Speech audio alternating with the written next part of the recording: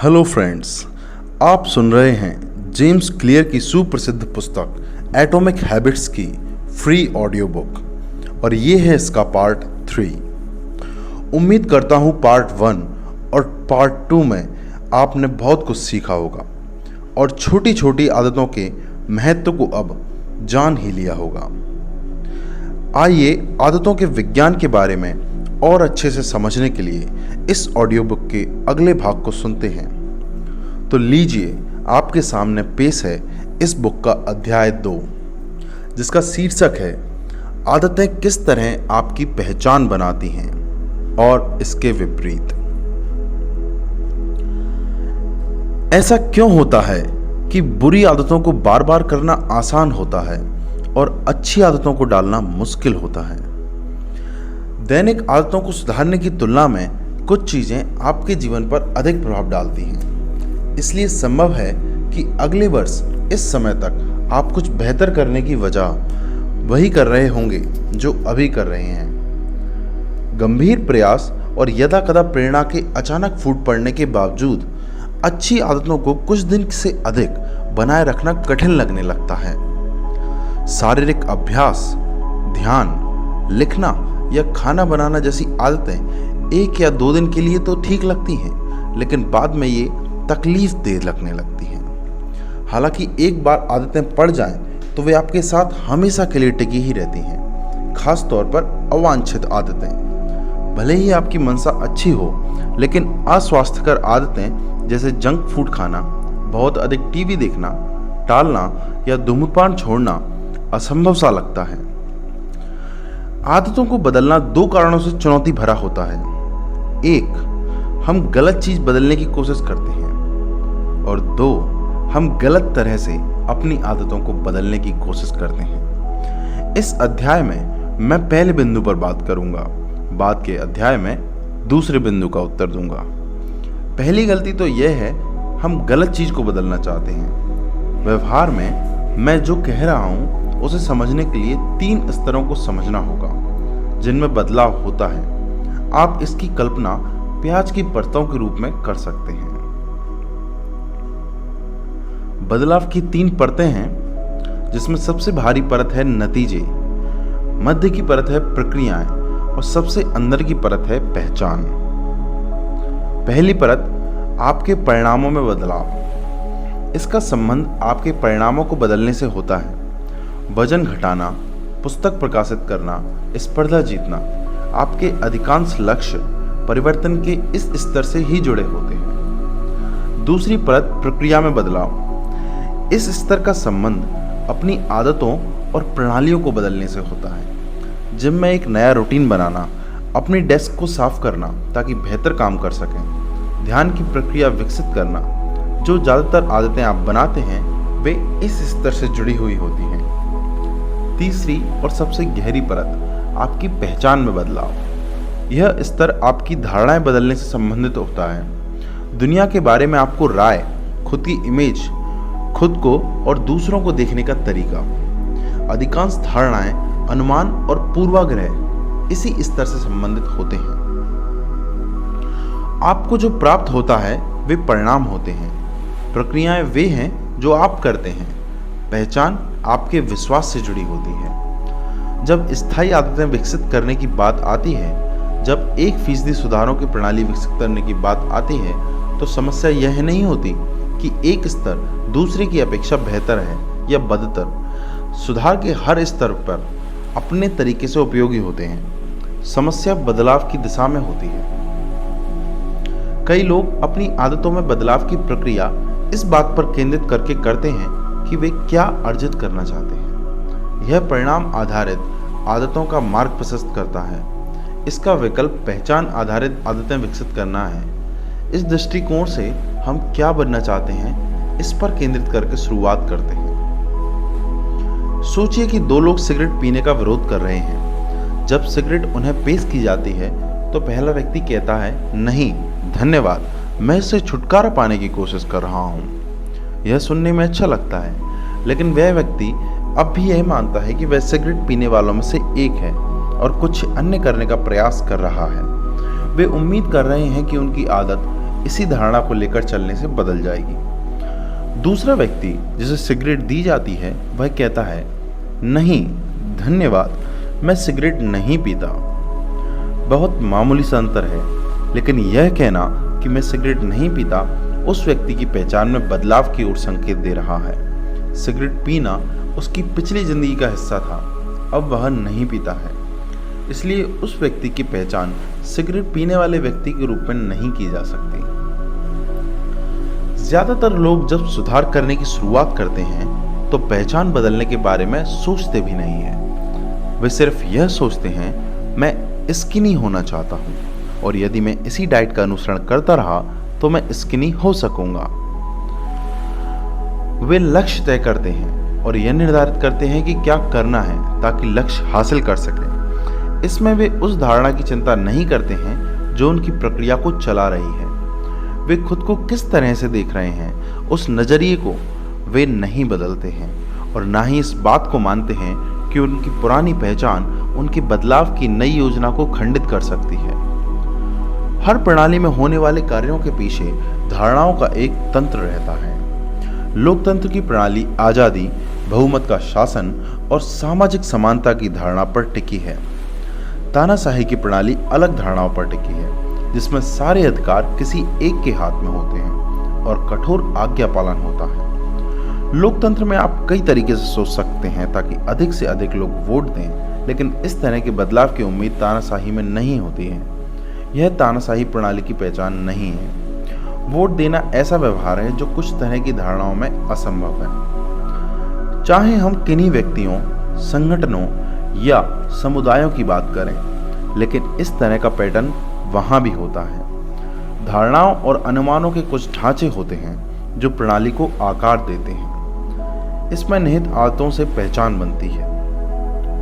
जो व्यवहार स्वयं के प्रतिकूल होगा वह लंबे समय तक नहीं चलेगा। यदि आप अधिक पैसा चाहते हैं और आपकी पहचान उन लोगों में से है जो कमाने से अधिक खर्च करते हैं, तो आप हमेशा अर्जित करने की बजाय खर्च करने में ही प्रवृत्त होते रहेंगे। आप अच्छी सेहत चाहते हैं, लेकिन यदि आप हमेशा आराम को ही प्राथमिकता देते रहेंगे तो शरीर की ट्रेनिंग के बजाय आप आराम करते रहेंगे। यदि आप अपने जीवन की पुरानी धारणाओं को नहीं बदलते हैं तो अपनी आदतों को बदलना बहुत मुश्किल है। आपके पास एक नया लक्ष्य और नई योजना हो सकती है, लेकिन आप क्या हैं, आपने उसे नहीं बदला। बोल्डर, कोलोराडो के उद्यमी ब्रायन क्लार्क की कहानी इसका उत्तम उदाहरण मानी जा सकती है। ब्रायन ने मुझे बताया कि जहाँ तक मुझे याद है कि मुझे अपने नाखून चबाने की आदत रही है। जब मैं छोटा था तब घबराहट में नाखून चबाने से इस आदत की शुरुआत हुई थी। बड़े होने पर यह अवांछित आदत में बदल गई। एक दिन मैंने सोचा कि तब तक नाखून नहीं चबाना है जब तक वे बढ़ न जाएं। अपनी इच्छा शक्ति से मैंने वह कर दिखाया। फिर ब्रायन ने कुछ चमत्कारिक किया। मैंने अपनी पत्नी से कहा कि पहली बार मेरा मैनिक्योर करा दे। मेरा सोचना था कि यदि मैंने नाखूनों के लिए पैसा देना शुरू कर दिया तो मैं उन्हें चबाऊंगा नहीं, और इसने काम कर दिखाया। लेकिन केवल पैसे के कारण नहीं, मेरे नाखून मैनिक्योर के कारण सुंदर हो गए थे। यह पहली बार मैंने देखा। मैनिक्योर करने वाले ने भी कहा कि मेरे नाखून यदि चबाए ना जाएं तो ये वास्तव में स्वस्थ और आकर्षक हैं। अचानक मुझे मेरे नाखूनों पर गर्व होने लगा। यह ऐसा था कि जिसके बारे में मैंने कभी इच्छा तक नहीं की थी, और इसने मुझे अचानक से बदल कर रख दिया। मैंने उसके बाद एक बार भी नाखून नहीं कुतरे। इसी कारण से मैं अब गर्व से उनकी इतनी कद्र करता हूँ। जब आदत आपकी पहचान का हिस्सा बन जाए तो वह प्रेरणा का भीतरी स्वरूप होता है। यह कहने के लिए एक ऐसी बात है कि मैं इसी तरह का व्यक्ति हूँ जो यह चाहता था। यह उससे बहुत अलग है कि मैं व्यक्ति ऐसा हूँ जो ऐसा ही है। किसी पहचान विशेष पर यदि आप गर्व अनुभव करते हैं तो आप उतने ही अधिक प्रेरणा से भरे होंगे और उससे संबंधित आदतों से जुड़े होंगे। यदि आप अपने बालों के लुक पर गर्व करते हैं तो आप कई तरह की आदतें इसकी देखरेख से संबंधित बना चुके होंगे। यदि आपको अपने बाइसेप्स पर गर्व है तो आप कभी भी शरीर के ऊपर के हिस्से का वर्कआउट बंद नहीं करेंगे। यदि आपकी अपने द्वारा बनाए गए स्कार्फ पर गर्व है तो हफ्ते में आप कई घंटे स्कार्फ बुनने में लगाएंगे। एक बार आपकी गर्भानुभूति परिदृश्य में शामिल हो गई तो आप कैसे भी करके उस आदत को बनाए रखेंगे। वास्तविक रूप से व्यवहार का बदलना ही पहचान बदलना है। आप किसी प्रेरणा से ही आदत की शुरुआत करते हैं, लेकिन केवल एक ही कारण से आप उस आदत में बने रहते हैं, क्योंकि वह आपकी पहचान बन चुकी होती है। हर एक व्यक्ति खुद को जिम जाने, 1 या 2 बार सेहतमंद खाना खाने के लिए तैयार कर सकता है, लेकिन यदि आप व्यवहार के पीछे की धारणा को नहीं बदलते हैं तो लंबे समय तक इस पर चलते रहना कठिन होता है। सुधार तब तक अस्थायी रहते हैं जब तक कि वे उसका हिस्सा नहीं बन जाते जो आप हैं। लक्ष्य पुस्तक पढ़ने का नहीं, लक्ष्य पाठक बनने का है। लक्ष्य मैराथन में दौड़ने का नहीं, लक्ष्य धावक बनने का है। लक्ष्य वाद्य सीखने का नहीं, लक्ष्य संगीतकार बनने का है। आपका व्यवहार आपकी पहचान को प्रतिबिंबित करता है। आप जो करते हैं वह इस बात का संकेत है कि आप किस प्रकार के व्यक्ति हैं। आपकी धारणा इस पर निर्भर करती है कि आप इसे सजगता के साथ करते हैं या बिना सजगता के। शोध बताते हैं कि एक बार व्यक्ति किसी पहचान के एक पहलू पर धारणा बना लेता है तो वह उस धारणा के साथ और जुड़ता चला जाता है। उदाहरण के लिए, जो व्यक्ति मतदाता के रूप में पहचाने जाते हैं वे उन लोगों की तुलना में वोट देने के अधिक इच्छुक होंगे जो कहते हैं कि हम वोट देना चाहते हैं। इसी प्रकार से जो व्यक्ति अपनी पहचान में एक्सरसाइज को शामिल कर चुका होता है उसे कभी प्रशिक्षण लेने के लिए समझाने की जरूरत नहीं होती। सही करना आसान है। कुल मिलाकर जब आपका व्यवहार और आपकी पहचान दोनों एक हो जाते हैं तो आपकी व्यवहार बदलने की आवश्यकता नहीं होती है। आप उसी तरह से व्यवहार करते हैं जैसे आप हैं। आदत बनने के सभी पहलुओं की तरह यह भी दुधारी तलवार है। जब यह आपके लिए काम करती है तो पहचान बदल जाती है और आत्म सुधार का शक्तिशाली बल मिलता है। जब यह विपरीत काम करती है तो आपकी पहचान श्राप बनकर रह जाती है। एक बार आपने अपनी पहचान को अपने भीतर बैठा लिया तो अपनी निष्ठा उसके प्रति समर्पित करना आसान हो जाता है, ताकि यह आप में बदलाव की क्षमता पर असर डाल सके। कई लोग संज्ञानात्मक नींद में ही जीवन निकाल देते हैं और उनकी पहचान से जुड़े मानकों का आंख बंद कर पालन करते रहते हैं।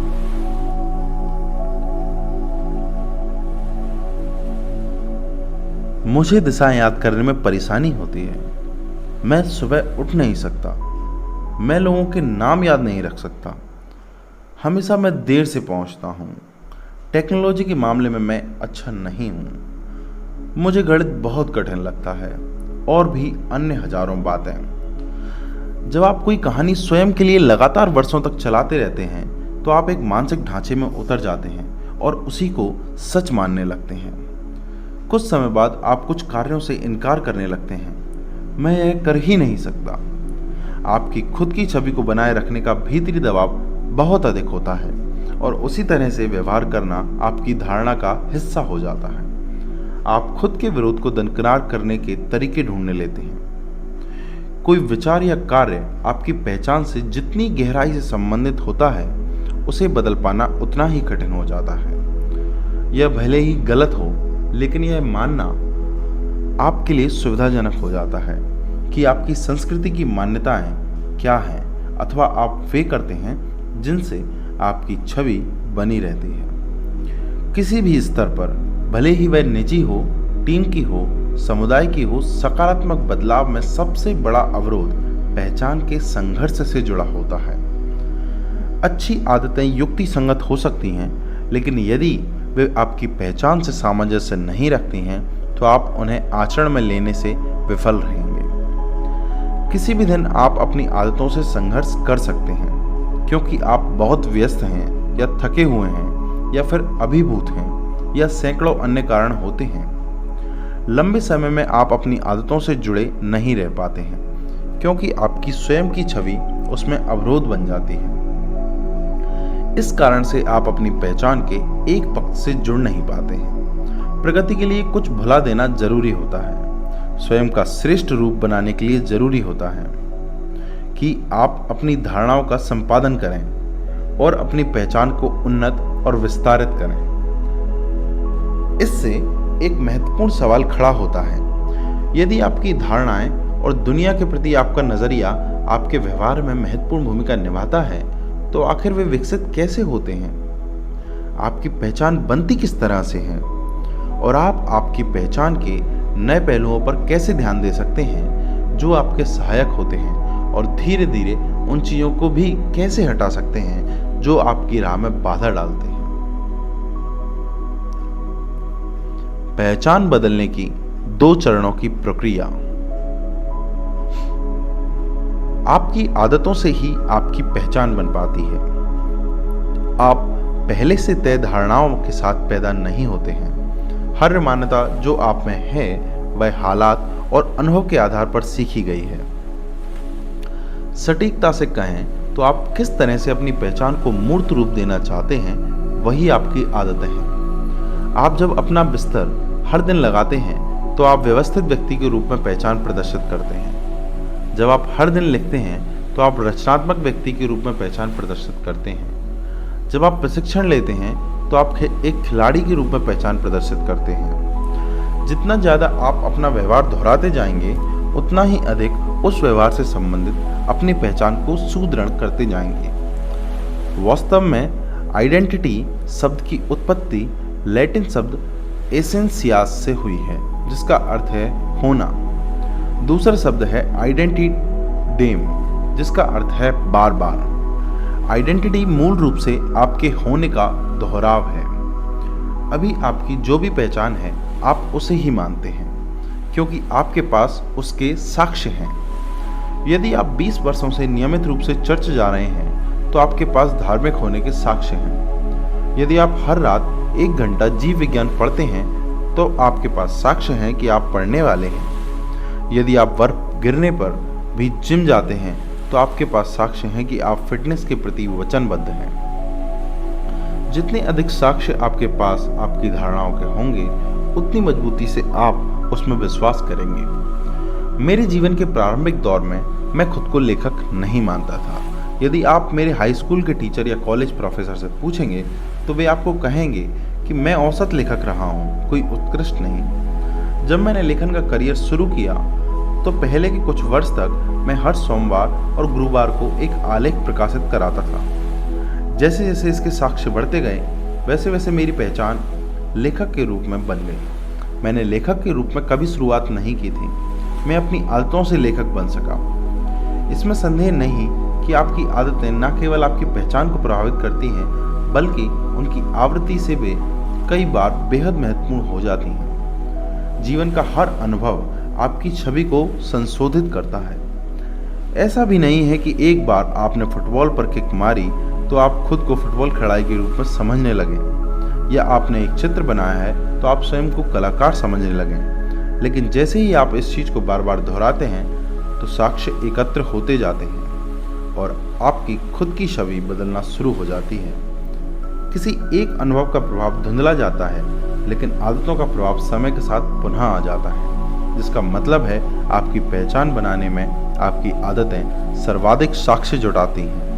इस तरह से कह सकते हैं कि आपके खुद के निर्माण की प्रक्रिया आदतों के निर्माण की प्रक्रिया में निहित है।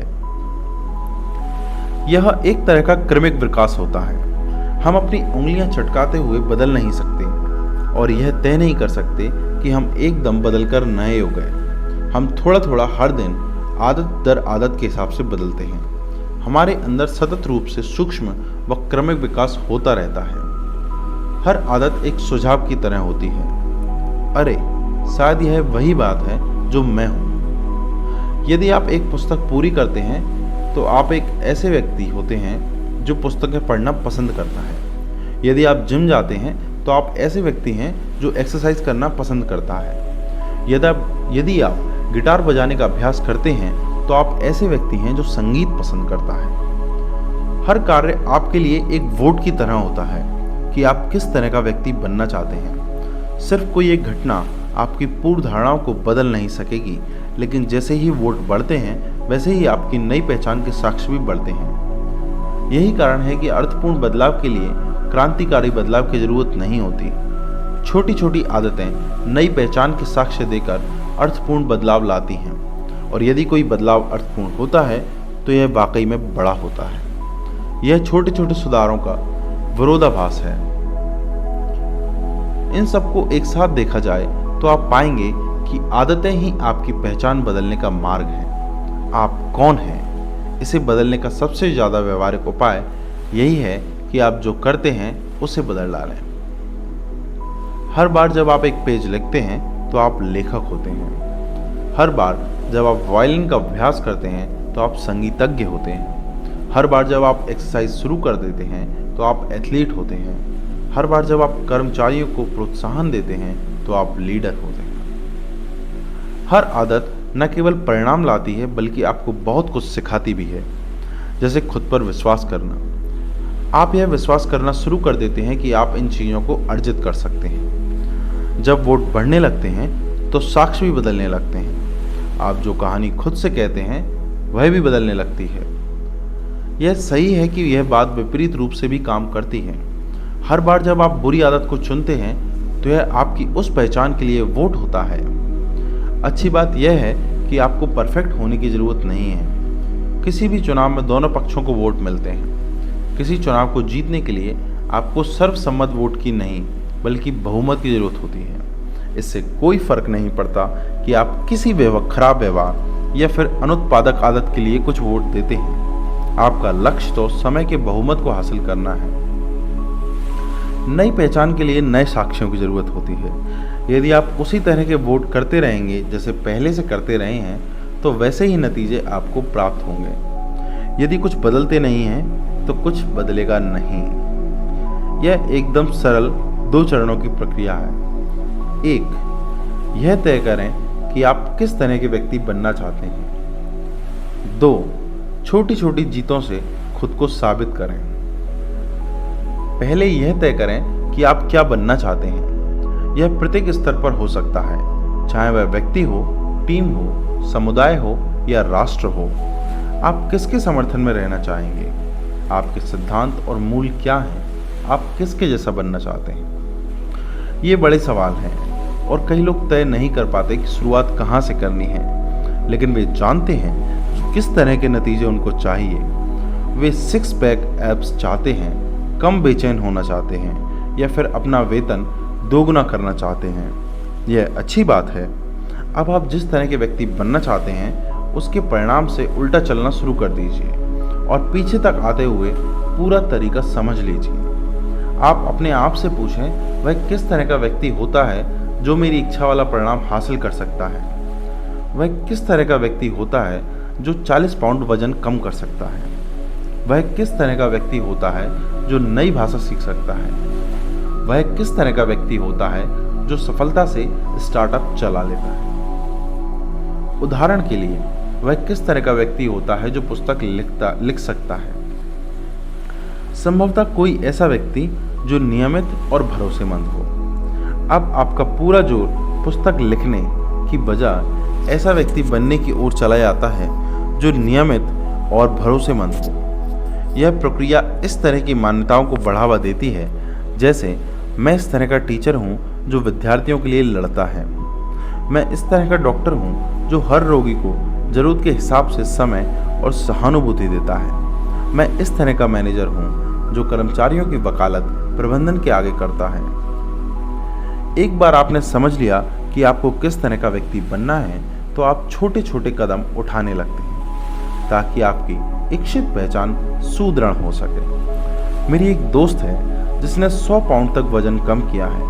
उसने खुद से पूछा, एक स्वस्थ व्यक्ति क्या करता है? पूरे दिन वह इस ख्याल को एक गाइड के रूप में प्रयोग में लाने लगी। क्या एक स्वस्थ व्यक्ति कैब लेगा या पैदल चलकर जाएगा? क्या एक स्वस्थ व्यक्ति बरीटो या सलाद ऑर्डर करेगा? उसने पाया कि यदि वह एक स्वस्थ व्यक्ति की तरह व्यवहार करती रही तो कुछ समय बाद वह उसी तरह की बन जाएगी। वह सही थी। पहचान आधारित आदतों की अवधारणा इस पुस्तक में शामिल अन्य प्रमुख विषय फीडबैक लूप्स से हमारा परिचय कराती है। आपको आदतें आपकी पहचान को आकार देती हैं और आपकी पहचान आपको आदतों को आकार देती है। यह 2 तरफा मार्ग है। सभी आदतों का बन जाना फीडबैक लूप होता है। इस अवधारणा के बारे में अगले अध्याय में हम विस्तार से बात करेंगे, लेकिन महत्वपूर्ण यह है कि परिणामों की बजाय आपके मूल्य, सिद्धांत और पहचान इस लूप को संचालित करें। ध्यान हमेशा उस जैसा व्यक्ति बनने पर होना चाहिए, कोई खास नतीजा प्राप्त करने पर नहीं।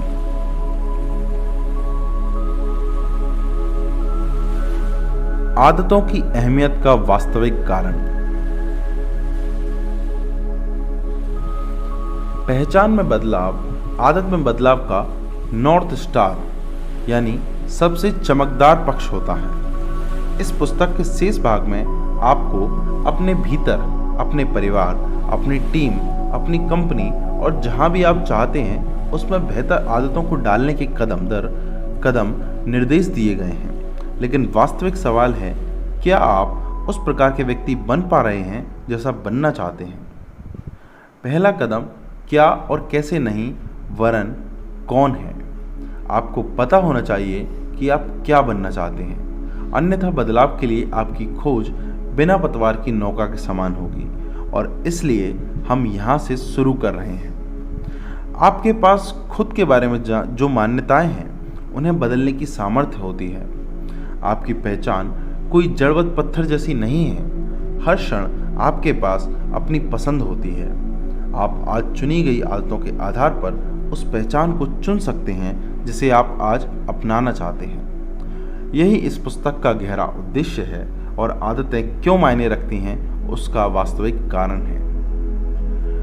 अच्छी आदतों को बनाने से तात्पर्य ऐसा नहीं है कि पूरे दिन इसमें खुद को झोंक दिया जाए। यह हर रात एक दांत चमकाना, हर सुबह ठंडे पानी का शावर लेना या हर दिन एक ही कपड़े पहनना जैसा नहीं है। यह सफलता के लिए भारी परिणामों को हासिल करने के बारे में भी नहीं है, जैसे ज़्यादा पैसे कमाना, वजन घटाना या तनाव घटाना।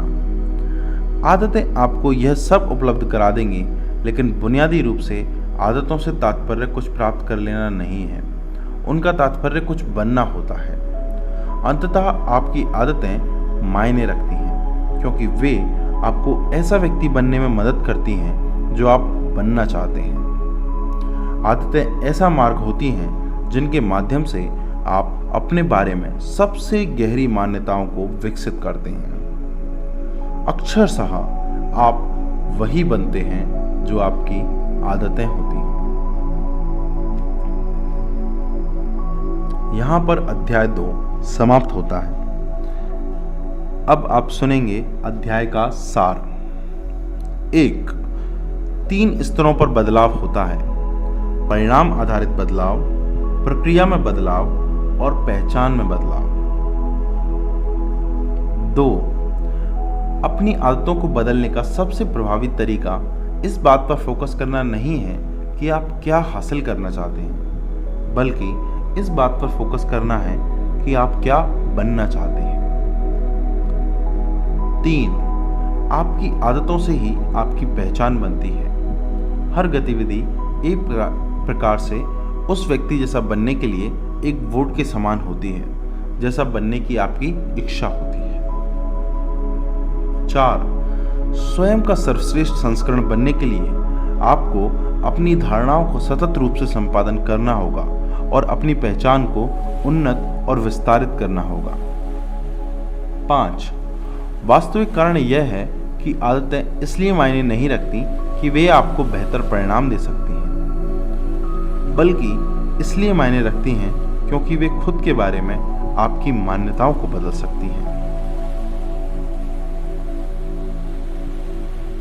यहाँ पर हमारा अध्याय 2 समाप्त होता है। अध्याय 3 है 4 सरल तरीकों से बेहतर आदतें कैसे बनाएं। तो आदतों को बनाने का तरीका जानने के लिए अगले पार्ट को जरूर सुनिए। धन्यवाद।